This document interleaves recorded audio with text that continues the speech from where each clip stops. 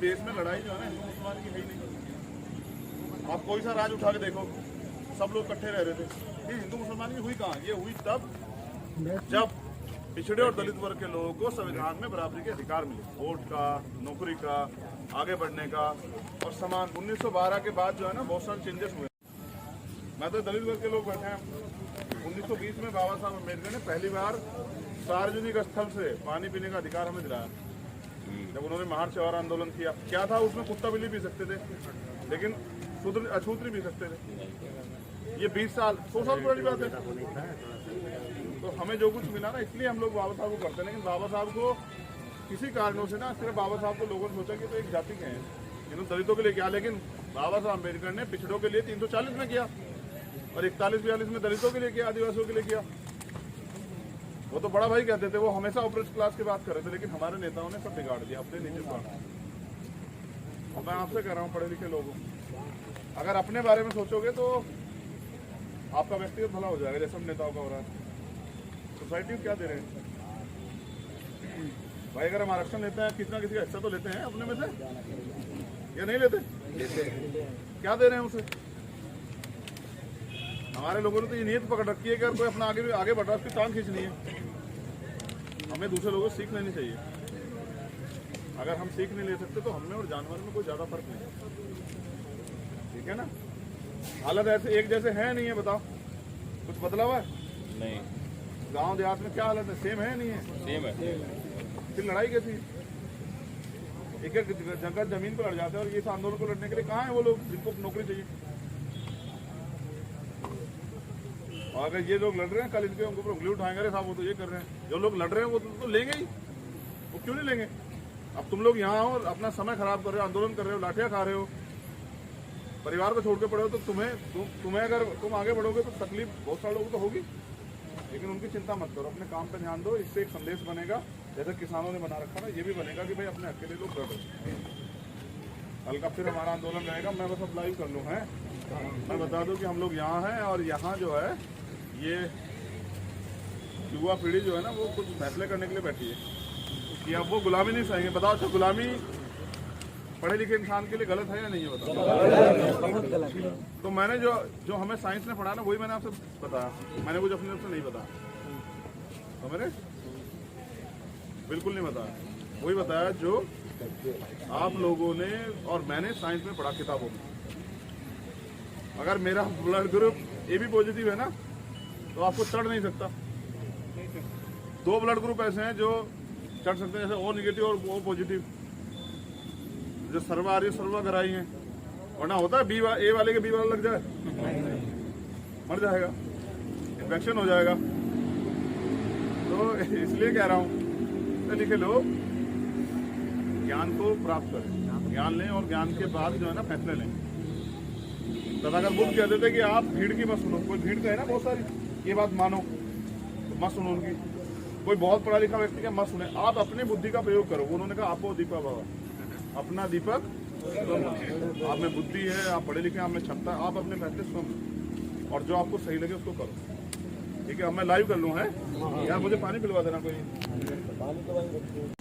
शिक्षक 69,000 शिक्षक भर्ती आरक्षण जो चल रहा है अभ्यर्थियों के लिए, इसके बारे में क्या बताएं? देखिए घोटाला हुआ है जी, और मेरे आसपास ना कई सौ बच्चे ये लेटे हुए हैं। ये खुशी से नहीं लेटे हुए, सबके परिवार हैं, सबके माँ बाप हैं, सबकी बहनें हैं, परिवार हैं। कुछ की शादियाँ भी हुई, उनके परिवार में छोटे छोटे बच्चे हैं। कुछ बहनें भी सुबह से यहाँ थी, उनके छोटे छोटे बच्चे हैं। 70 दिन हो गए इन्हें। और पिछड़ा वर्ग जो आयोग माननीय प्रधानमंत्री जी ने बनाया, उनकी ये रिपोर्ट है जांच करवाने के बाद कि भाई इस भर्ती में घोटाला हुआ है। तो जिन लोगों ने किया है उनके खिलाफ कार्रवाई की जाए, गंभीर कार्रवाई, और वंचित जो लोग रह गए हैं उनको जो है ना उनका लाभ दिया जाए, उनको नियुक्ति दी जाए। जब पिछड़े वर्ग आयोग ने कह दिया, फिर मुख्यमंत्री जो है उन्होंने भी कहा था 7 दिन निवारण हो जाए, क्यों नहीं हुआ? तो सरकार स्पष्ट है कि सरकार न्याय देना नहीं चाहती। और ये बच्चे जिन्होंने मेहनत की है, कंपटीशन पास किया, ये अपनी नौकरी चाहते हैं।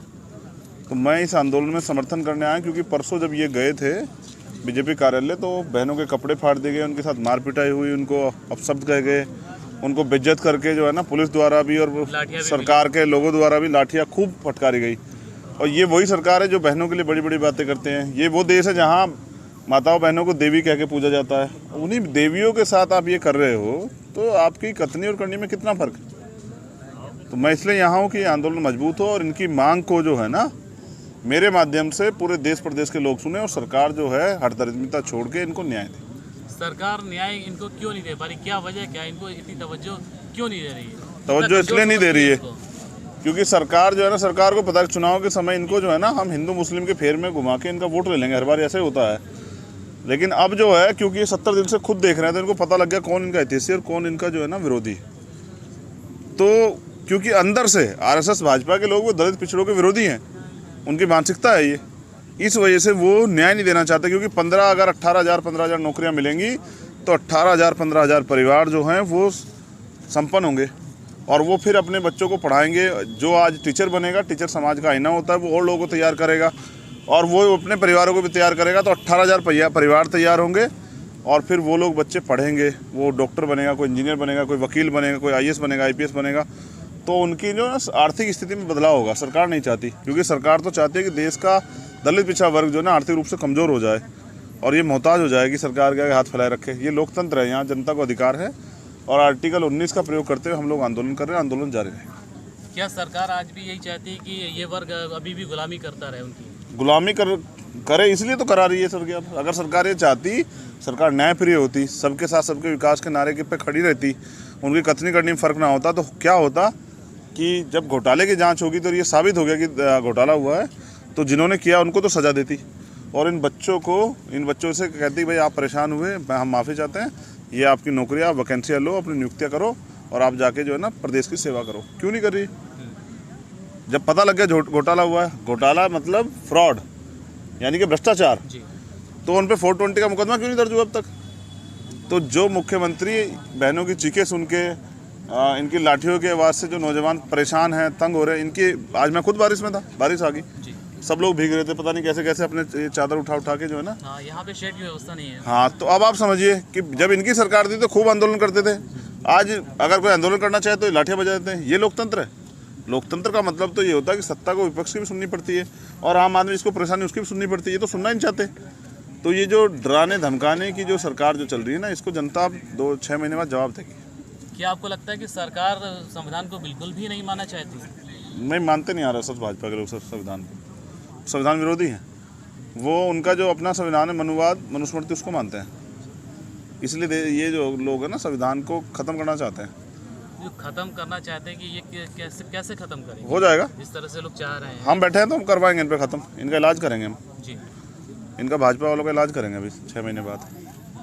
तैयार हो रहे हैं हम लोग, कर देंगे। धन्यवाद। ठीक।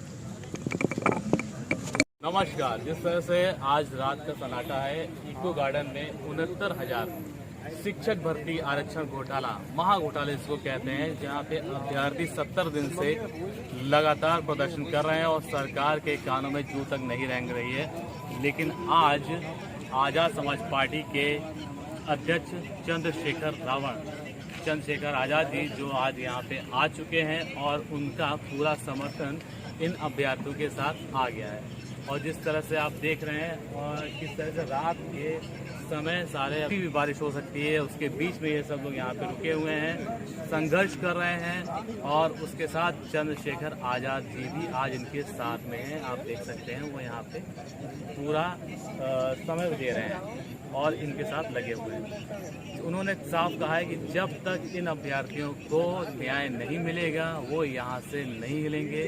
70 दिन इनका धरना चल चुका है और आगे भी लगातार ये जारी रहेगा।